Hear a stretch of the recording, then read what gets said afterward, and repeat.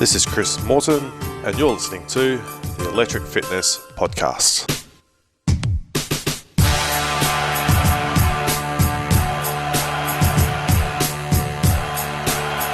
So in this episode, I'm going through common functional group training mistakes and how to fix. So functional fitness, being a broader term, can include things like HIIT classes, CrossFit classes, F45 classes, body fit, even your own functional training at Fitness First or Anytime Fitness, wherever you are. If you're doing that sort of training, then these are the common mistakes that I've found to be true. I've done them myself. I see it probably every week in the gym. Even myself can still do some of these mistakes in the gym. So it's a good list to run through and just be mindful of, fixing some of these mistakes can actually, improve and get you to your goals quicker. So number one is not building a base. So this is probably more for someone who is new to functional training or has been out of any sort of fitness for a while and then stepping into that functional group training environment. You're going to see a lot of more guys that are more fit in the gym than you, and you don't know their background, you don't know how hard they've been training, how many years they've been training, what their training age is. So the best way, is by not building a base is, you're going in and jumping in straight to what you're seeing the fittest guys in the gym doing and just trying to do the same weights as them, maybe the same volume as them, number of reps, how quickly they're going, trying to go as fast as them in the first 2 minutes, and then, you can't keep up with them, and just focusing on other people than just trying to build your own base first. So what you want to do is be nice, slow and steady, and just sort of, be leaving the gym that feeling that you could do a little bit more each time. That's probably where you need to be, probably for the first 6 months to a year. It's just feeling like that, I probably could have gone a slightly bit harder, rather than you've gone really, really hard and you're getting incredibly sore, or overwhelmed by the weights, thinking you can't do this, and it's a mindset problem. And you're not actually getting to your goals anymore. You're thinking about trying to compete or trying to be, your ego takes over. Another good thing to do if you are new is to find a good functional fitness gym that actually offers foundation classes. At Electric, we actually offer a 6-week foundation program where you learn all the foundation movements in a one-on-one environment, over 6 one-on-one classes with our coaches, where we can sort of get to know you as an athlete, do some fitness and conditioning baseline testing, and just see where you are, and actually go through the most common movements. So then when you get into the group classes, you're really basically off to a really good start and going to fast track your success a lot quicker. Alright, so number 2 is bad form over reps. So this is where you have bad form in your movements, just so you can maybe get through the workout quicker or post a better, probably to get through the workout quicker is the most of the time.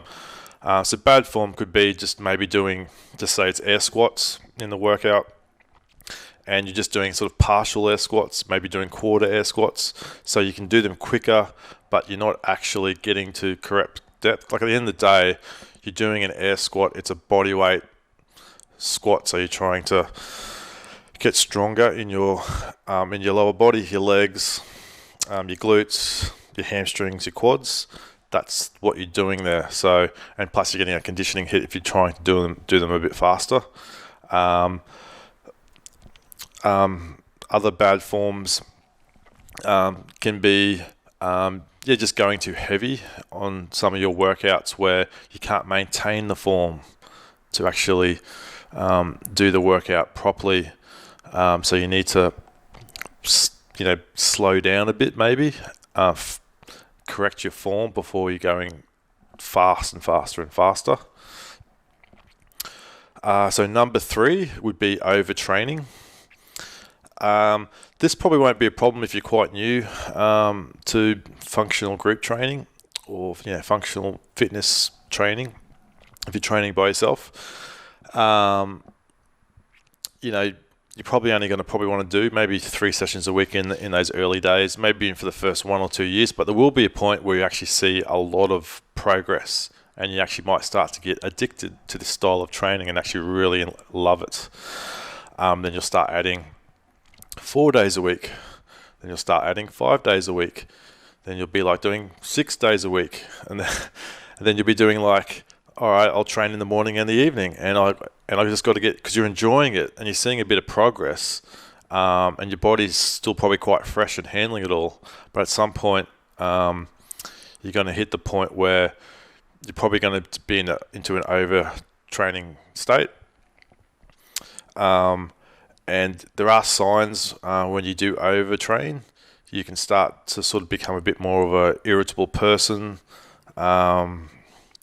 A few other things are that you might have some change in your sleep patterns, and your performance actually may tend to suffer, and you might actually get demotivated from training too much. It's always a good rule of thumb to go, train less but with greater intensity than to maybe go at like 70% of your true intensity effort, just because you're training day after day after day and you're just more going through the motions rather than cutting down on your training days. But when you do train, really go and put some intensity into that session. Your body's going to get a lot out of it because you went really hard, and then you have a day off and then your body can recover.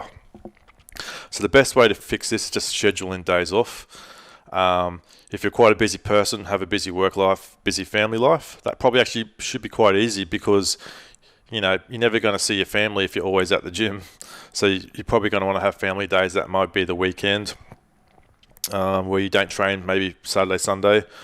A good rule of thumb is, maybe 3 sessions, then take a day off, another 3 sessions, take a day off, or if it's more like in the calendar of a 7-day week, 3 sessions, have Thursday off, or like an active recovery day where you just do something fun that you like to do, play a sport, muck around with your family, go for a walk, go for a bike ride, do some light stretching as well. And that's when your body can repair and recover, and that's when you're actually going to start seeing results, rather than thinking that, I'm not fit enough, I need to add in, I need to train more. So number 4 is constant competition in your training.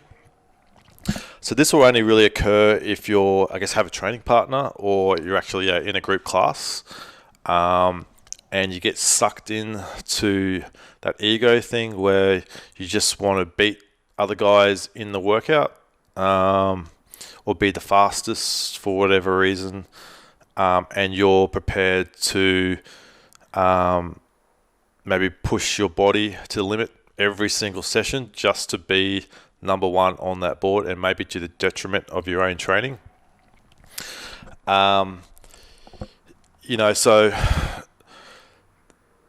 Competition is good. Competition is actually where you should leave it all out, all out on the floor, actually give it 101%.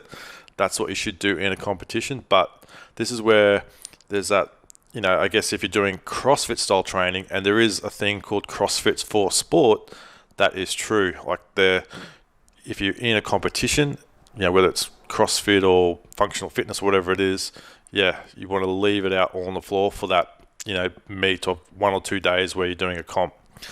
But when you're doing your own training for a goal, that might be to lose weight, just feel good, have a sweat, then you just want to be mindful of your training and your body and the longevity and the durability, that you want to be doing this, week after week, day after day, fits into your lifestyle.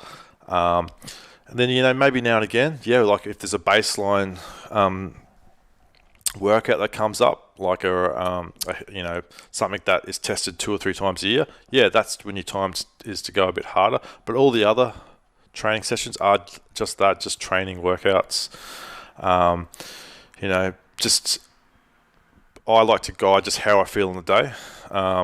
If you've had a really bad night's sleep, maybe lots of stress in your life on a particular day, or if you're feeling really good, push it, go hard, that's good. If you happen to become the best on that day for that workout, good for you, pat on the back, but no one else probably even really cares.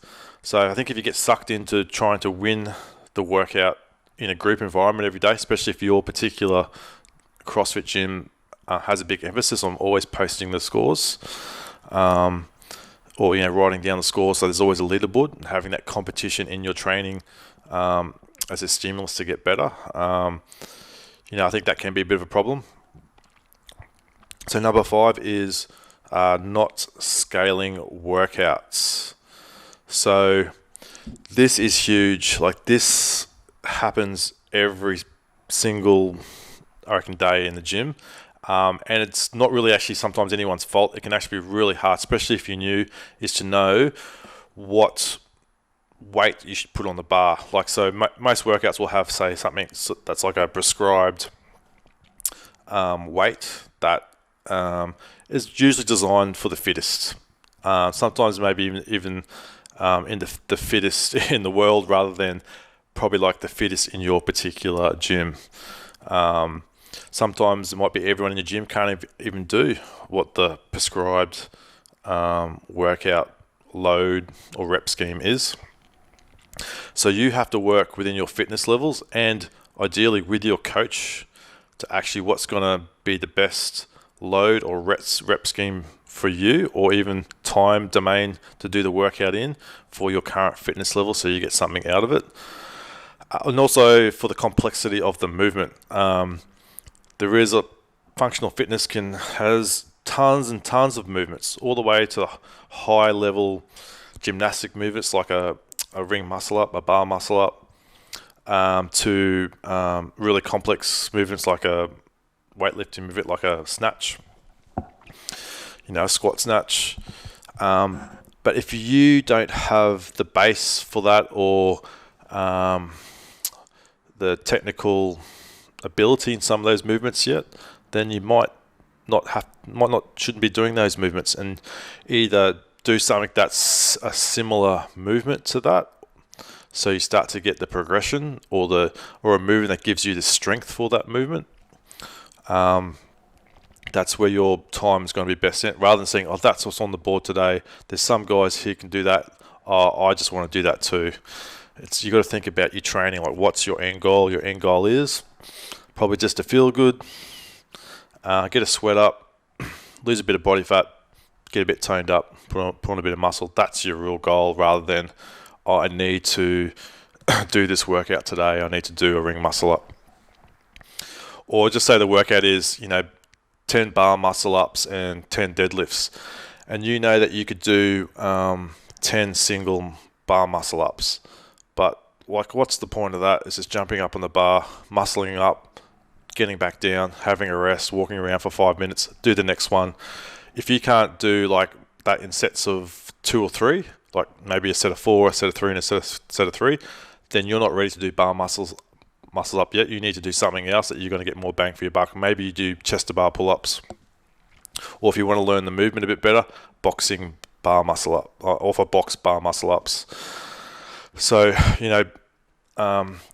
you've got to watch your rep scheme, how many reps you're doing. Maybe there's too many reps, you can just maybe cut them down.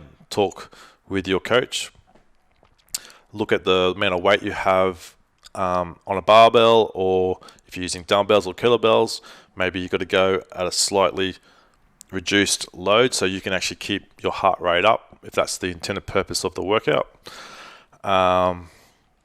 Another good way is like any EMOMs, where just say the workout says to do 15 burpees for 1 minute, and then 20 calories another minute for that for 20 minutes. And you know that, and the workout wants you probably to rest at least 10 seconds switching between the 2 minutes. And if you can barely do 12 burpees in that first 50 seconds, then you're not going to be able to sustain that over 20 minutes. So you just have to scale the rep scheme to something that you know that you can keep your heart rate working for 50 seconds, have 10 seconds rest, then do another 50 seconds on the row.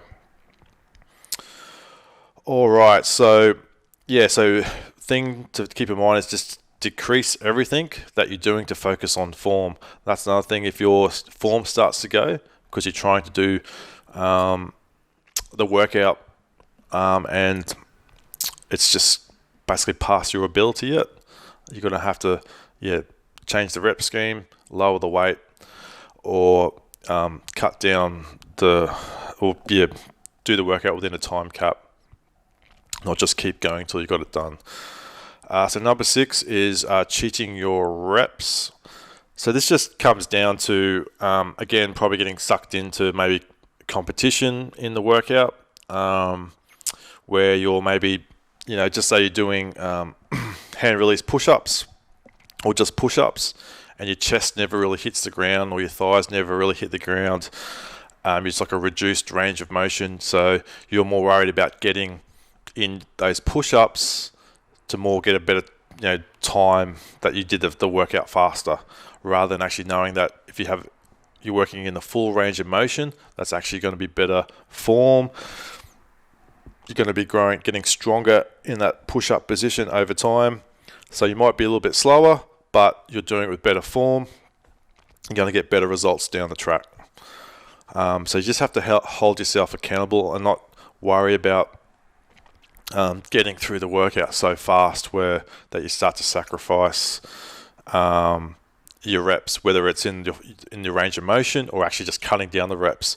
Like if a workout calls for, it's like a strength piece, and it calls for 10 back squats at, you try and build for 10 rep back squats over 15 minutes.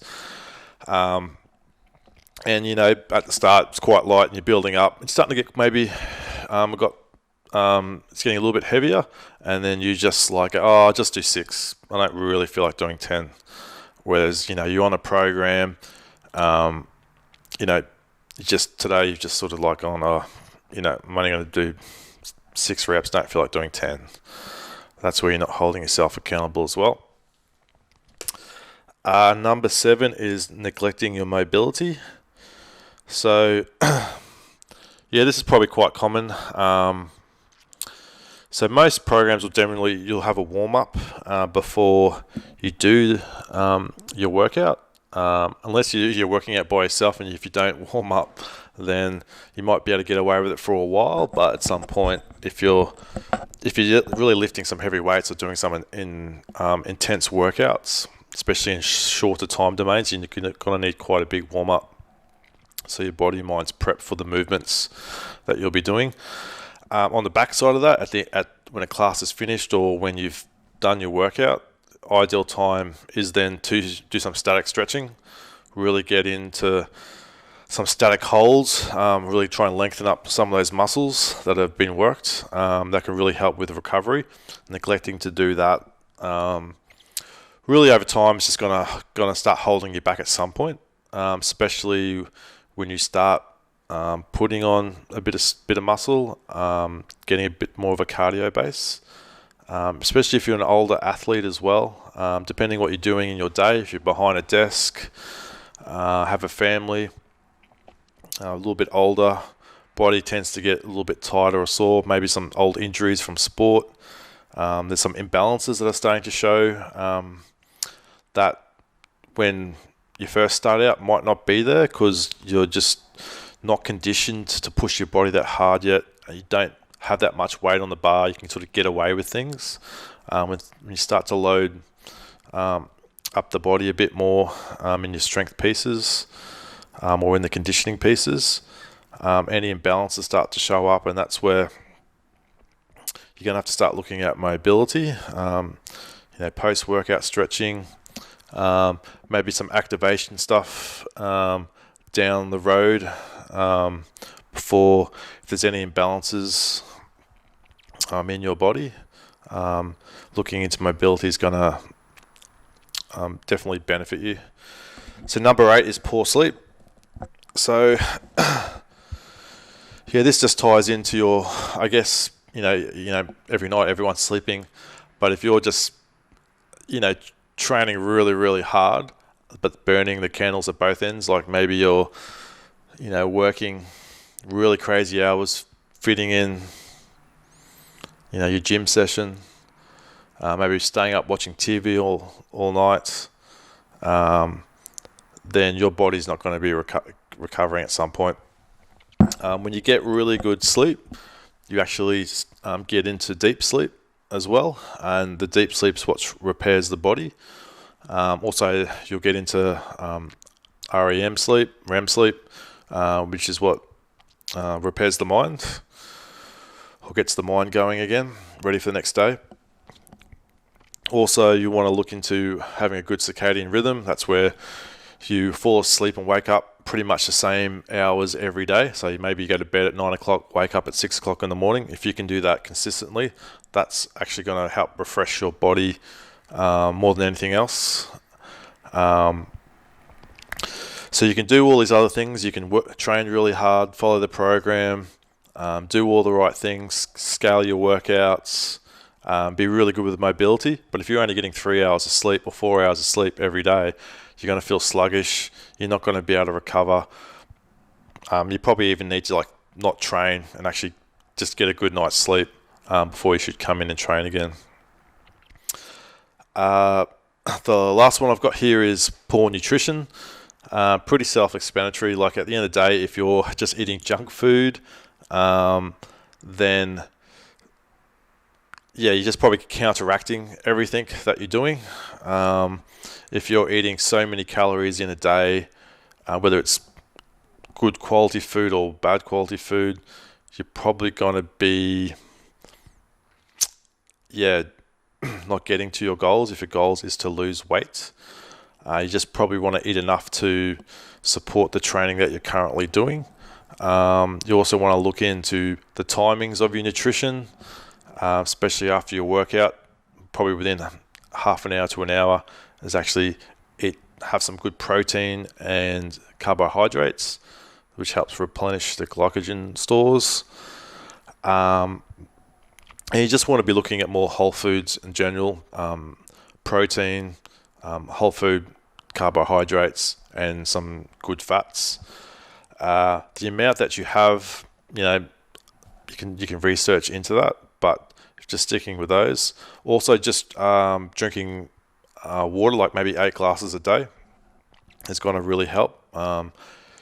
Best way to know if you're dehydrated is, when you go to the toilet and you still have a bit of colour in the urine. Once it starts to go to white or just a little bit of colour, you're probably quite well hydrated.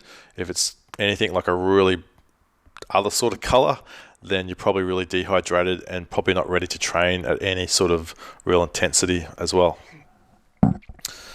So hopefully that's helped anyone listening to the podcast here.